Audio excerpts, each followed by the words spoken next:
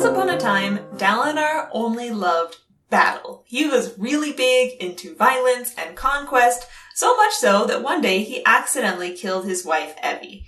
And he was really sad about that, understandably. So, Dalinar went to the Night Watcher to try to change himself or his memories or something, to get redemption in some way, and Cultivation decided to take away the memory of his wife. However, in Oathbringer, the actual timeline, the memories of his wife and her death at his hand and all the violence he perpetuated are slowly coming back, and he has to process this and find a way to forgive himself and move on.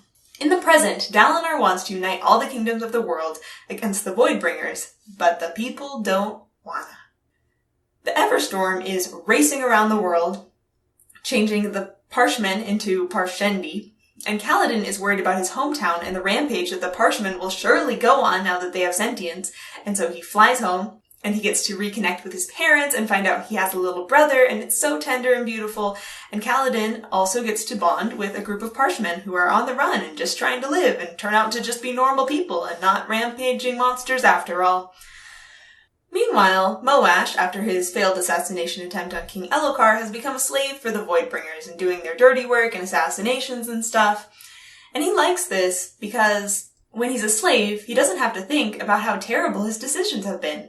And surprise! Yasna is alive! She's not dead. Everyone's really happy about that, but not that surprised because she's a total boss!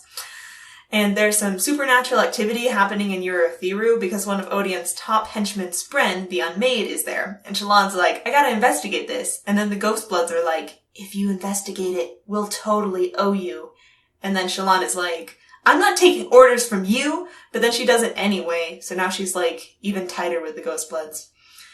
Bridge 4 are slowly becoming squires, which means they get surge-binding gravity powers because they're subordinates to Kaladin. And some, like Teft and Lopin, become full radiance and get their own Spren. By the way, also in Bridge 4 is Rlain the Parshendi, who didn't want to become a Voidbringer, so now he's part of Bridge 4. And he has a hard time fitting in with everyone because he's a different species. That's rough, buddy.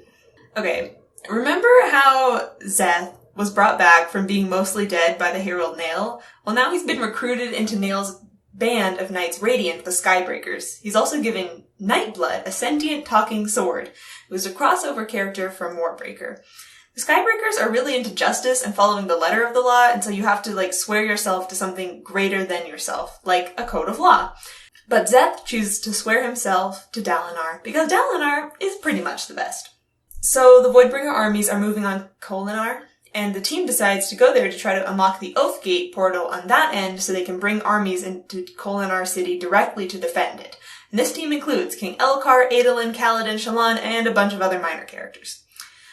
And Shallan's mental health has degraded into multiple personality disorder. So she's got Shallan, her default setting, Vale, the cool spy, and Radiant, the uptight warrior. And then, in order to pick her up after she's had a complete mental breakdown, comes in Wit, our favorite mysterious background character, and he gives her a pep talk and a pick-me-up, and she gets a little bit more stable, so she only has 3 split personalities at this point. So in the city, the team teams up with Azure, another crossover character, and in the end, there's a big battle in the palace where Moash kills Elhokar. It's very tragic, because you just started to like Elhokar. And the team has to escape the battle through the Oathgate, but it's really broken and puts them in Shadesmar instead. And the team has a bunch of adventures in Shadesmar, and they eventually get rescued by Dalinar, who opens a portal for them into Thaylen City, where the big ending battle is happening and everyone is teaming up. So the Voidbringers are attacking Thaylen City.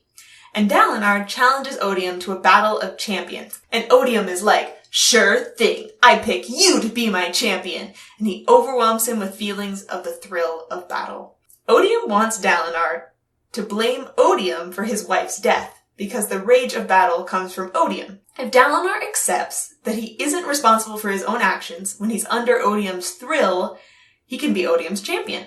However, Dalinar has accepted the responsibility for his own actions, down to killing his own wife, and he tells Odium, you cannot have my pain.